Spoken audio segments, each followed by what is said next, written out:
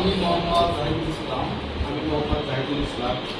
প্রকৌশল মনোবিজ্ঞান সিরাজগঞ্জ সরকারি ডিগ্রি কলেজ সরকারি ডিগ্রি কলেজ শিক্ষক পরিষদের পূর্ণ সম্পাদক পদে দায়িত্বভার প্রাক্কালে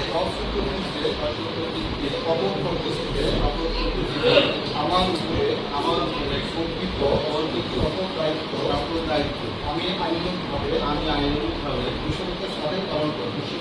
পালন করি বিদ্যমান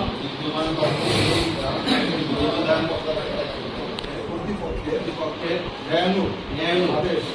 সর্বদা মেনে চলে কোনো ধরনের অনুরাগ বা বিরাগের ব্যক্তিগত স্বার্থের দ্বারা প্রভাবিত না হবে শিক্ষক পরিষদের উত্তরোত্তর বৃদ্ধির লক্ষ্যে